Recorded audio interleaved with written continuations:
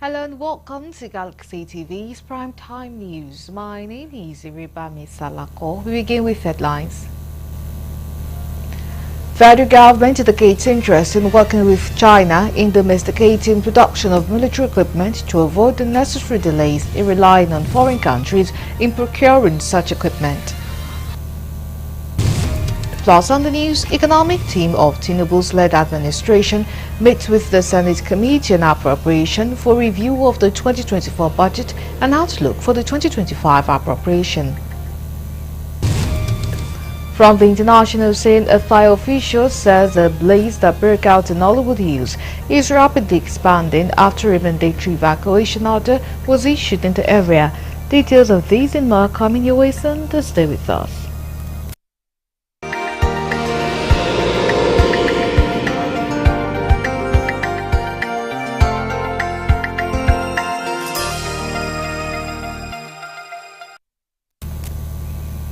Many thanks for staying with us. Now, details of the news.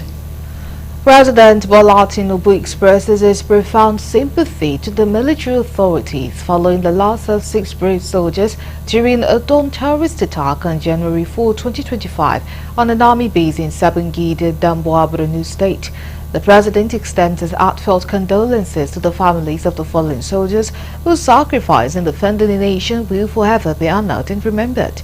Bayo Ononuga, the special advisor to the President Information and Strategy, in a statement said in the wake of the tragic event, President Tinubu calls for a thorough investigation to uncover the circumstances that led to the unfortunate incident and ensure that it serves as valuable lesson to prevent similar occurrences. Ononuga said that the President commends the armed forces for their swift and decisive response, particularly the air component, in launching effective retaliatory strikes. The targeted air raids resulted in the significant neutralization of numerous terrorists and the destruction of their assets as they attempted to flee. He said President Tinubu urges the military to proactively take the war to the camps of bandits and terrorists. He particularly emphasizes the Northwest, where these criminals continue to threaten the lives and homes of innocent villagers.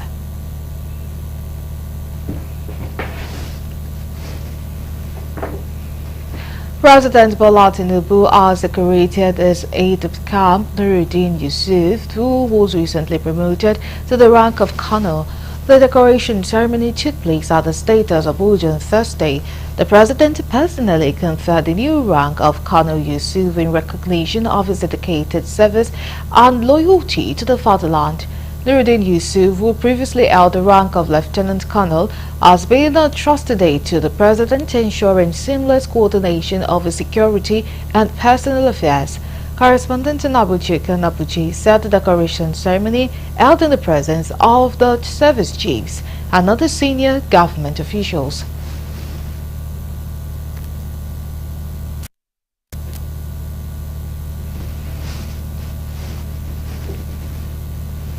The Nigerian government has reiterated its opposition towards the utilization of foreign machinery in tackling security challenges, since it will not provide adequate panacea to the problems.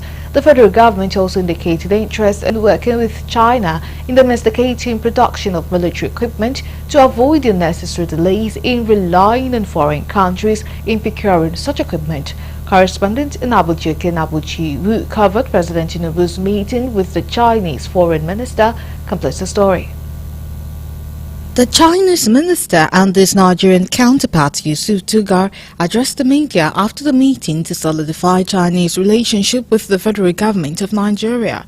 There, Ambassador Tugar told journalists that private military companies, no matter where they are coming from, has consistently proved effective in leading other countries in the African region in addressing challenges of peace and security.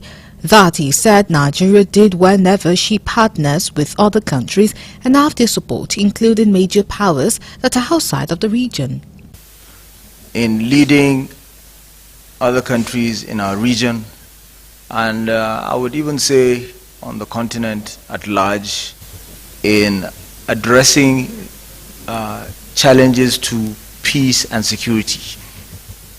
And we do this whenever we partner with other countries and have their support, including major powers that are outside of our region, outside of Africa.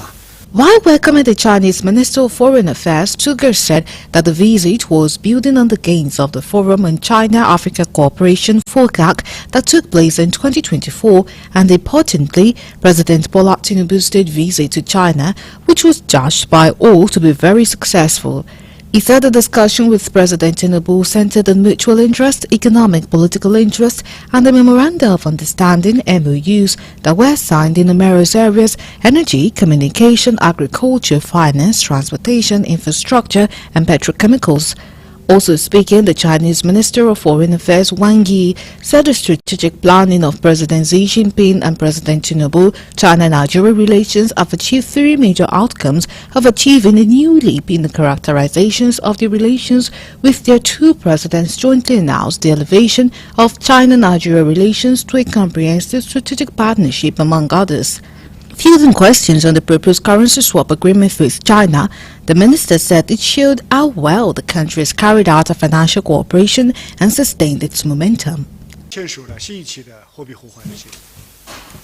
Indeed, as you mentioned, the renewal of the currency swap agreement shows how well we have carried out our financial cooperation and sustained its momentum.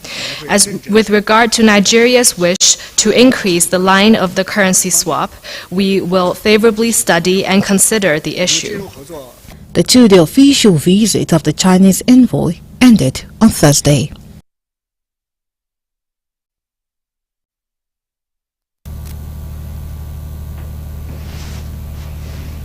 The economic team of Tinubu's led administration on Thursday met with the Senate Committee on Appropriation for the review of the 2024 budget and outlook for the 2025 appropriation. The economic team, which was led by the Minister of Finance and the Coordinating Minister for the Economy, Wale Edo, as in attendance Minister for Budget and Economic Planning, Atiku Bagudu, the DG Budget Accountant General of the Federation, among others. The Chairman, Senate Committee on Appropriation, Olamilekan Adeola, in his opening remarks said the session was organized to brainstorm with the team on the performance of the 2024 budget and to have an outlook on the 2025 appropriation, which is currently before the National Assembly. He commended is available. Speaking on the country's economic outlook, the Minister of Finance, Wale Edo, attributed the feat achieved on the economic sector to the support of the National Assembly, just as he highlighted some of the achievements recorded so far. Also, the Minister of Budget and Economic Planning, Atiku Bagudu, and Director General of Budget Office shed more light on the performance of the 2024 budget and the review of 2015 budget presently before the National Assembly. Collaboration and cooperation in the direction which we have already embarked upon. No time to rest on the laurels of what has been done so far. And in particular, I would like to draw our attention to the fact that we can be optimistic. The all-important revenue, NNPC, has committed to over 2 million barrels per day. That is a significant jump from around 1.2, 1.3 million barrels per day that Mr. President met. About 2 months ago, the World Bank presented the economic outlook on Nigeria, and they noted in the report the significant increase in revenue to GDP ratio between less than 9% to about 11%. And they made the remark that it may look 200% basis point may look small, but countries that have achieved 70 basis points have generally on data done well. Production output totaling 2,120,000 barrels per day. The exchange rate is fixed at $75.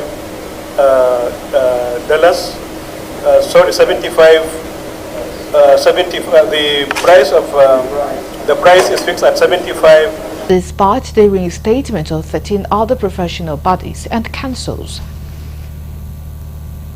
It is therefore the outcome of today's review that will set the tone for planning and resource allocation in the year 2025 budget. Prominent among other concerns of the committee is that effective 1st January 2024, the Environmental Health Council of Nigeria and 13 professional bodies / councils was removed from budgetary allocations. The same 13 bodies have since been reinstated, leaving only ECON.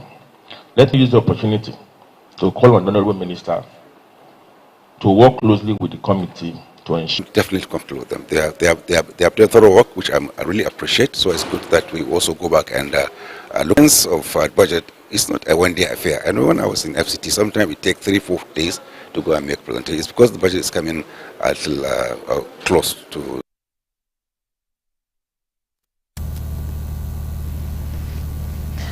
The Public Accounts Committee PAC of House of Representatives has called for urgent measures to enhance revenue generation and accountability across government institutions. During an interactive session at the Office of the Accountant General of the Federation, the committee, chaired by Honorable Bamidele Salam, engaged Dr. Mrs. Shakira Maiden on critical fiscal challenges confronting the nation. The session highlighted low capital budget implementation, insufficient revenue remittances, and delayed financial audits as critical issues requiring immediate attention. Honorable Salam emphasized the need for comprehensive automation of revenue collection system, particularly within government-owned enterprises and foreign missions. He noted that outdated manual processes were contributing to significant revenue leakages. The committee urged the Ministries of Foreign Affairs and Interior to collaborate with the Accountant General's Office to resolve automation challenges and ensure transparency in collections from foreign missions. The chairman also expressed concerns over the delayed submission to Nigeria's consolidated government develop a much personal interest on the tax reform bill. We have expressed the tax reform bills and we have realized that there is no even clear definition of terms in that reform bill. If they say derivation at what point? If you are talking of derivation at the consumption point, do we have the actual data what Nigerians are consuming from various states? We don't have. If you are talking about derivation at the headquarters of the company, that means Nigerians will be worshipping Lagos. Democracy, the basic principle of democracy is consultation. We urge the federal government and the National Assembly to halt deliberation on the bill, to go back to the grassroots and consult Nigerians until all the terms are clearly defined. It differs in the sense that there wasn't sufficient sensitization to citizens to get them to understand the import of this reform. There has not been sufficient, sequencing of the reform in such a manner that the citizens that are going to pay are clear about how long it will take for them to begin to see the impact of the reform when it is implemented.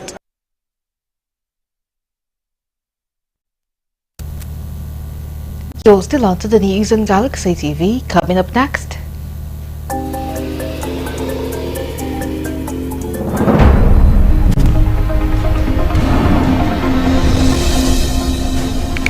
Nigerians implore federal government that and more coming after the break. Do stay with us.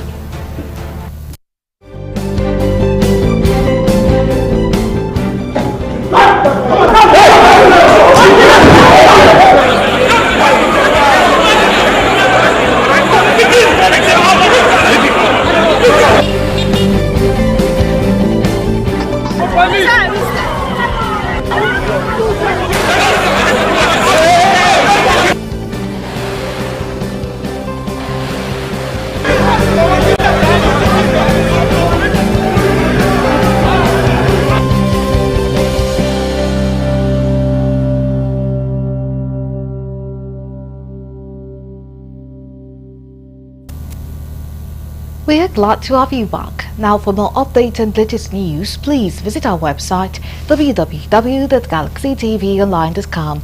Connect with thoughts on our X handle at Galaxy TV. Subscribe to our YouTube channel, youtube.com/Galaxy TV News. You can follow and interact with thoughts on our Facebook page, facebook.com/Galaxy TV. Remember to follow and tag us on our Instagram page at Galaxy TV. Our social media platforms are user-friendly and can always accommodate your live updates and comments, as you can easily scan our IG QR code.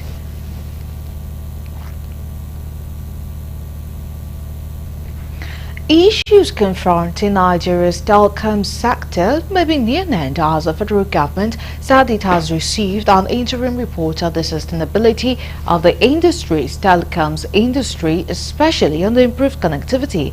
This was announced by the Minister of Communications, Innovation and Digital Economy, Dr. Bosun Tijani. The chairman of the Association of Licensed Telecoms Cooperatives of Nigeria, Alton Benga Adebayo, equally confirms that the industry was working on a sustainability report. Indeed, the sustainability report is expected to make recommendations on the raging issues of tariff review being clamored by the telecom operators, which claim that the industry's sustainability faces a severe threat with the current tariff regime. Accepting the interim report, Tijani said that the government would strive to strike a balance between the sustainability of the telecom sector and the availability of connectivity for Nigerians. The minister said that the government was looking at a medium to long-term solution in response to the request for a tariff increase by the telecom operators. Now to the story teased earlier. Nigerians have implored the federal government to have a rethink and disallow increase in telecommunication tariff. Speaking with Galaxy News correspondent Lebi Joseph, some Nigerians said any increase in such tariff in Nigeria at this time is basically going to compound the already bad livelihood because of the nation's economy, which is inarguably in bad shape. For governments, so to say, to approve increment in the tariff for telecommunication, it shows the insensitivity and the seriousness of the government. In the first instance, you are aware the kind of economy. They want government not to do things that could push the people to the point where they will revolt, because any other economic problems on the people who are currently struggling to make ends meet could push them into a state of irate. Not take it for life that the working masses cannot fight. The working masses cannot revolt.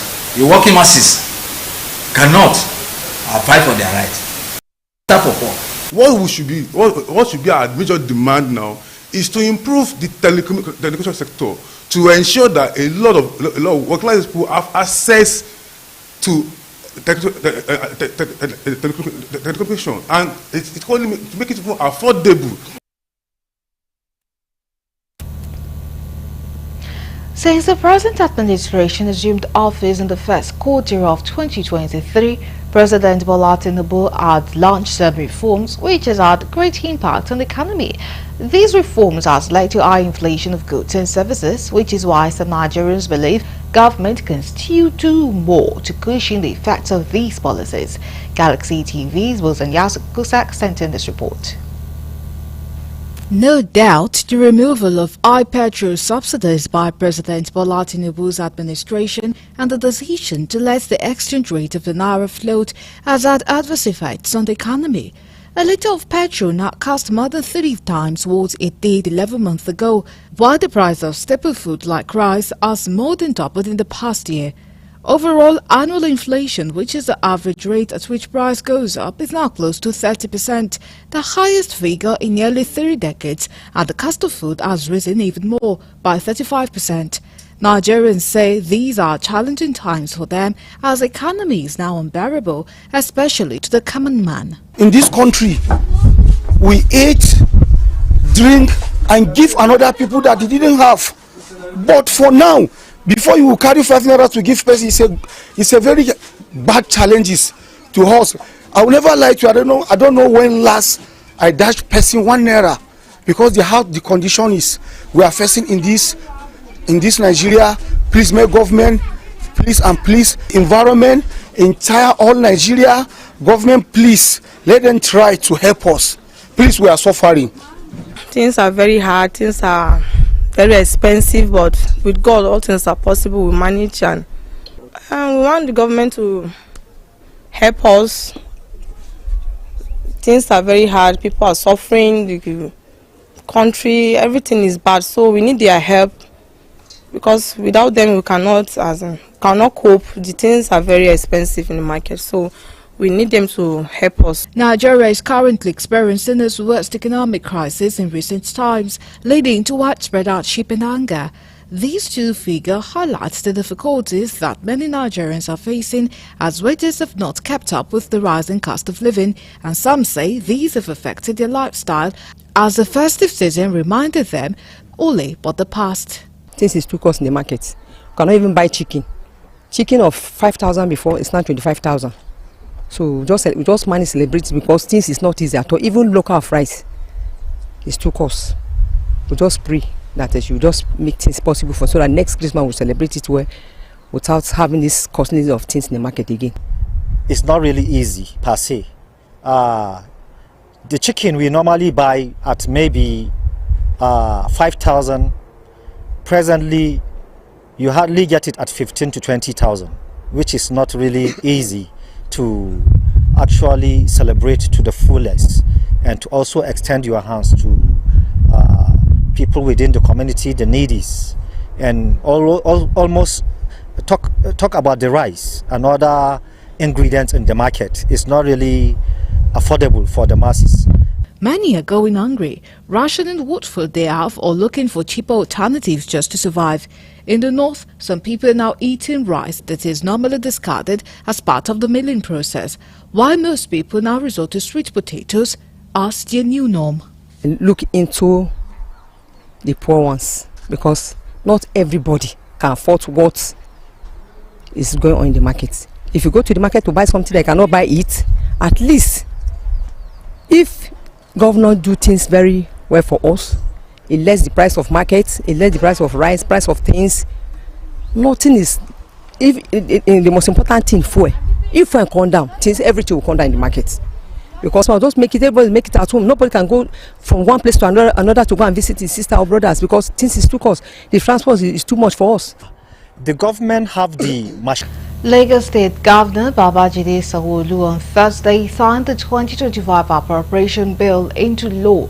The State House of Assembly on Monday approved the total sum of 3,366,815,224,000 of a report on the budget by the chairman of the Joint Committee on Appropriation and Finance, Honorable Sahad Olumo, and the subsequent voice vote by lawmakers during a sitting presided over by the Speaker Mudashiru Obasa. The signed budget is divided into 1,295,600,000 expenditure, while 2,781,185,026,692 naira is allocated to capital expenditure for the year ending 31st December 2025. Governor Sanwo-Olu on 21st November presented the proposal of 3.005 trillion naira to the House for approval. During the presentation, the governor noted that the budget had a deficit financing of 408.902 billion naira, adding that the deficit will be financed through external and internal loans and bonds. A truck conveying granite stone has crushed a young man identified as Jalili to death along the Ajabo Road in Abeokuta. The Volvo truck registered as AAB 917ZY rammed into the victim, who is an apprentice at the spare parts section of the mechanic village. Galaxy TV News gathered that Jalili was riding on his bike on his way to deliver a repaired car door to a customer when the incident occurred. According to eyewitnesses, the truck rammed into Jalili at the field portion of the road near Kemte Housing Estate, adjacent to the Eco Gas station in Idiaba, Abeokuta, with his body stuck under the truck. The DTO came to a police station. The Bayelsa State Police Command has confirmed the death of 3 people after a court clash between the Greenlands and Bobo's court groups in the state. The incident happened in Igbogene community, Yenigwa local government area of the state. One of the victims was the son of a former leader of a community vigilante known as Money Sweet. It was learnt that the court PM, a resident who pleaded anonymity, said that the first person who was shot was the son of the former community leader. He said he was shot close to his house. The second person, who was not a courtist, was shot when he could not disclose the whereabouts of his elder brother. The Bayelsa State Police spokesperson Musa Mohammed confirmed the incident to journalists and affirmed that Donald Sin Mason, age 28, Adi Mulan, age 27, and Greenboy Dudela, age 29, were shot dead. Phasing out usage of single-use plastic containers in Lagos State because of its environmental hazardous trait could be a wise decision, but considering how handy the containers is, the ban could pose a lot of problems to the people. For those that are more on the move every day, these containers are handy companion for carrying their food and water. Galaxy News correspondent Labi Joseph has more on this in this report. It's a fact that single-use plastic is produced from fossil fuels. Extracting and creating these plastics emits vast amounts of greenhouse gases. And when discarded, single-use plastics can take hundreds of years to decompose, leading to the buildup of plastic waste in landfills and the ocean. These developments surely contribute a great deal to flooding in urban areas. We are aware that it is for our own good, it's for our own health, it's for the climate, and we are in for it. But at the same time, it is important that we balance the narrative. It's possible for many companies and their owners to go under. That's not the best way to go about it. We want government to be more innovative about this way they are going about this particular change in single-use plastic. Because it will be very disastrous if government is banning such materials at this particular period of times when things are so hard, and to even get water directly will be very difficult. So we are not resting our hours. We are trying to see how we can engage the government. So definitely our member association are not comfortable with the suggestion of banning material. Rather than banning single-use plastics, instituting a functional waste disposal sequence in every community and placing punitive measure on acts of indiscriminate dumping of waste could achieve better results. The government should enforce environmental law. That is number one. If the law is there, I know if you throw any piece of paper or nylon anywhere, you will be challenged, or you will face the consequence. That is number one. Number two, the people from every angle should be educated, community to community. So what government really needs to do is to empower the law that states that waste must not be disposed appropriately. If waste are disposed the way they should be, we may not begin to contend with waste blocking our gutters, blocking our canals, and all of that. It is important that we follow what is the international standard. Quite a number of countries today, even in African countries, you cannot drop any waste indiscriminately without being arrested. From Lagos, this is Labi Joseph reporting for Galaxy TV News. Access to internet facilities in Nigerian tertiary institutions have been described as crucial for students' academic performance and informed research. This background formed the focal point of discussions in Ibadan under the leadership of the Nigerian Association of Polytechnic Students and other stakeholders on sustained effort at providing internet access to students across tertiary institutions in the country. While addressing the gathering, NAP Senate President Adeniji Boluwaji Temitope lamented lack of access to affordable internet facilities across higher institutions in the country, which has made many students to be vulnerable to limited access to online resources, inadequate research capabilities, and difficulties in completing online assignment, ultimately resulting in half-baked students. Hence, the need for the leadership of the Nigerian Association of Polytechnic Students to bridge this gap by partnering internet development partners in a pilot scheme which seeks to provide internet access within campuses across the country. Some of the students who spoke with newsmen highlighted previous challenges encountered during the academic sojourn and want government at all levels to be proactive by providing internet hubs across various institutions in the country.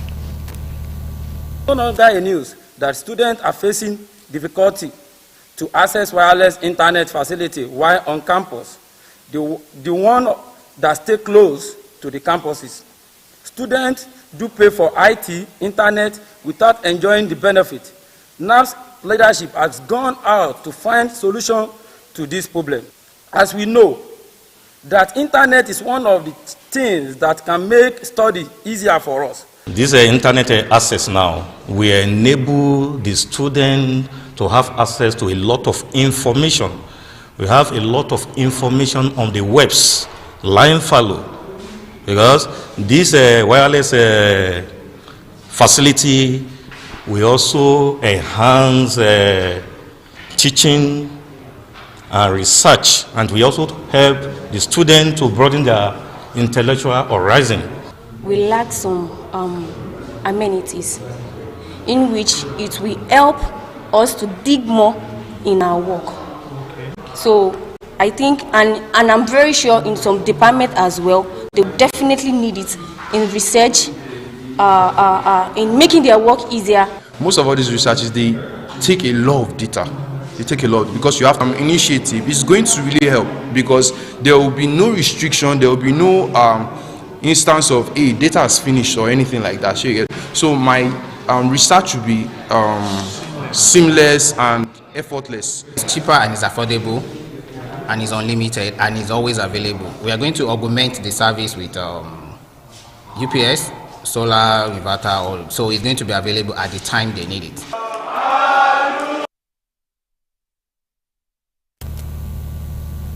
The National Association of Nigerian Students (NAS) has expressed its displeasure over the appointment of 47-year-old Eric Soko Chile as the Super Eagles coach by the Nigerian Football Federation (NFF). The Apex Students body described the development not only as unacceptable but a slap in the face of the nation's abundant pool of local coaching talents.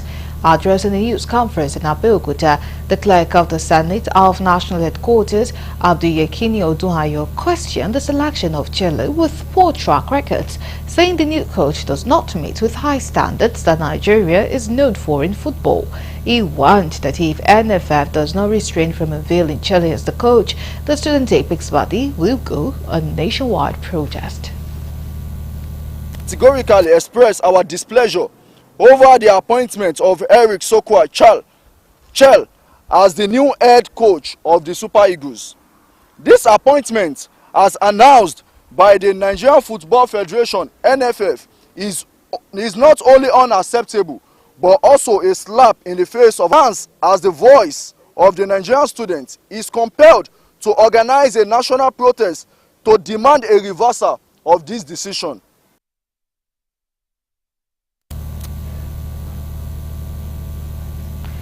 The Assistant Inspector General of Police in charge of Zone 7 Headquarters Abuja, Bennett Thigwe, has advised officers and men of the force to remain steadfast and committed to the task of safeguarding lives and properties of Nigerians. Thigwe gave the admonition while decorating the area commander Kotangura and 22 senior officers of the command with the new ranks. He said the gesture justified their commitment and steadfastness. He commended the Inspector General of Police Olukayode Egbetokun for his move on personal welfare and for finding the officers worthy to be recommended for promotion. The Assistant Inspector General of Police added that the large-scale promotion was part of the IGP's ongoing effort to enhance the efficiency and morale of the Nigerian police force. While congratulating the officers, he urged to promote expected. He emphasized the need to maintain professionalism and discipline wherever they find themselves, as discipline is a bedrock of the Nigerian police force. Speaking on behalf of the decorated officers, the CP Mukalisu Umar expressed gratitude to God for sparing the lives of the beneficiaries and Inspector General of Police for his approval. Now we move to the international desk for more news.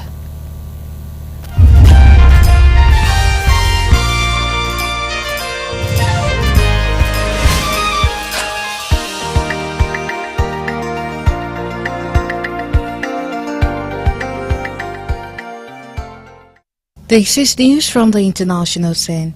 A fire official says a blaze that broke out in Hollywood Hills is rapidly expanding after a mandatory evacuation order was issued in the area following the spread of the wildfires in Los Angeles. California Fire Chief David Acuna told newsmen there had been zero progress in containing the fire because of high winds and dry conditions. The wind has been blowing consistently at 60 to 100 miles per hour since yesterday morning, active across Los Angeles, with 5 people confirmed to have been killed. Wind speeds have dropped to about 30 miles per hour, but Acuna said it is still significant, and because there are a lot of open areas, it is extremely dangerous. More than 130,000 people have already had to evacuate, and the homes of a number of celebrities, including Paris Hilton and Billy Crystal, have been destroyed. The first fire began on Tuesday in the Pacific Palisades neighborhood near Malibu, with others subsequently breaking out across the north of the city. As of 8:15 p.m. local time, 4 fires in the areas of Palisades, Pasadena, Silma, and the Hollywood Hills covered more than 27,000 acres and were 0% contained, according to the LAFD. 1 fire in the Acton area had been partially contained, while 2 others had been completely contained. One of India's wealthiest temples has apologized after 6 people were killed and dozens more injured in a crash as they queued for tickets to a festival which attracts hundreds of thousands each year. The incident took place on Wednesday night after thousands gathered in the temple town of Tirupati in southern Andhra Pradesh state. Visuals showed a swell of people jostling while the tickets were being distributed at counters set up by temple authorities. Officials in the state have said strict action will be taken against temple employees who were found responsible for the tragedy. B.R. Naidu, chairman of the temple's trust, said that the crash was caused by overcrowding. It is an unfortunate incident, he told local media. A board member of the trust apologized for the incident. To distribute tokens, we opened 91 counters. It is unfortunate that the stampede happened, he said. This has never happened in the history of the temple. I sincerely seek an apology from the devotees. Andhra Pradesh Chief Minister Chandrababu Naidu has expressed his sorrow over the incident. He is due to visit the site later on Thursday. Prime Minister Narendra Modi said he was pained by the incident and assured those affected that the state government would offer them all possible assistance. Mozambique's opposition leader Venancio Mondlane has returned home from exile, where he has been in hiding following October's disputed presidential election that sparked deadly protests. Mondlane landed at the main airport on the capital Maputo on Thursday morning amid tensions and high security, with thousands of people having gathered to welcome him. He said he was returning to be closer to the protest movement that has seen weeks of nationwide demonstrations in which thousands of people have been killed. His return comes ahead of next week's swearing in as president of Daniel Chapo of the ruling Frelimo National, saying Chad's government has said security forces had thwarted an alleged effort to destabilize the country on Wednesday night after a group of people attacked the presidential palace in the capital in Jamena. An attempt at destabilizing has been fought, 19 people killed and 6 were injured, including 18 assailants and 1 soldier. Foreign Minister Abdurrahman Kulamala told State TV. He added that 24 individuals armed with knives rather than guns had attacked the guards around the presidential palace. Calm has now returned in Jamena. Earlier, sources close to the government have said clashes had occurred between security forces and terrorist elements, but Kulamala described the attack as a disordered and incomprehensible attempt carried out by people who were intoxicated. They stabbed 4 guards, killing 1 and seriously injuring 2 others. A fourth guard was also injured, but his life is not in danger, the minister added. He said that the attackers managed to penetrate a short distance into the premises of the presidency before being neutralized by security forces. 6 people have been arrested in connection with the attack, but the minister did not give any specific information about those who had carried out the assault, saying there now needed to be an investigation. Kremlin spokesman Dmitry Peskov has said Russia is closely monitoring the situation after U.S. President-elect Donald Trump refused to rule out military action to take Greenland from Denmark. Peskov said the Arctic was in Russia's sphere of national and strategic interest, and it is interested in peace and stability there. Trump's remarks on Greenland, a largely autonomous Danish territory, have drawn a warning from European leaders. EU Foreign Affairs Chief Kaja Kallas has stressed that we have to respect the territorial integrity and sovereignty of Greenland, and Germany's Olaf Scholz has made clear that borders must not be moved by force. Trump said earlier this week that the US needed both Denmark and Panama Canal for economic security and refused to rule out either economic or military force in taking them over. He also referred to the border with Canada as an artificially drawn line. Denmark and Canada are both close NATO allies of the US. Dmitry Peskov said Trump's claim were a matter for the US, Denmark and other nations, but Russia was watching the rather dramatic situation surrounding his remarks. We are present in the Arctic zone and we will continue to be present there, he said. Lastly, on the international scene, Indian authorities said they have arrested a Canadian man at Delhi airport for carrying a crocodile skull in his luggage. The 32-year-old man was at the airport on Monday to catch his flight to Canada when he was stopped during security checks. Upon examination, a skull with sharp teeth resembling the jaw of a baby crocodile weighing approximately 777 grams was discovered, wrapped in a cream-colored cloth. Delhi Customs said in a statement on Thursday. The man was arrested and the skull was handed over to the Department of Forest and Wildlife, they said. Officials said the possession of crocodile skull violated India's Wildlife Protection Law and its Customs Act. An analysis of the skull by the Department of Forest and Wildfire found that it belonged to a species protected under India's wildlife. Nurseries confirmed the item as a skull of a baby crocodile, they said. A forest official told the Times of India that the man had allegedly bought the skull from Thailand. The man did not possess the mandatory permission required to carry wildlife items. Forest Officer Rajesh Tandon said the man has told officers that he had not hunted or killed the crocodile. The Hindustan Times reported further tests are being carried out to identify the exact subspecies of the animal. And that's it from the international scene.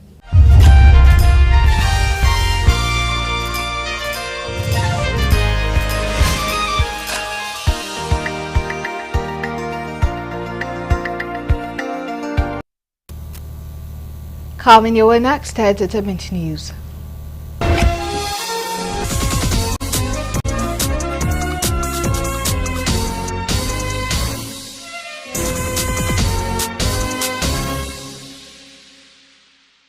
Welcome to Entertainment News on Galaxy TV. My name is Gratitude Mwokwede. Here are the stories for today. Lola Omotayo Okoye has made a powerful declaration for 2025, stepping out in a beautiful black outfit. The mother of two took to Instagram to share the lovely photos. She declared 2025 as a year of grace and favor. Lola Omotayo said she would take her steps one at a time as she was ready for the journey and speed. Lola Omotayo spoke about finding peace amid her husband's fallout with his twin brother, Paul Okoye. She took to Instagram stating that they still thank God for strength and resilience even as challenges arise and negativity surrounds them. Omotayo noted how his grace is a shield. She admonished her fans always to find peace in the pause and always to give thanks for every blessing, no matter how small or big. Yoruba and Nollywood actress Biola Bayo has spoken out on arresting one of her staff, her assistant. In a video she posted on her Instagram page, she revealed that she got her assistant arrested after she discovered she was stealing from her. Biola further revealed that the assistant is still lying and looking for ways to frame her. The mother of one noted how she isn't one to look at people's flaws, and no matter how hard one tries to please people, they can never be satisfied. Nigerian music star David Adeleke of his second daughter, Ailey, living a luxurious life. It was reported that the daughter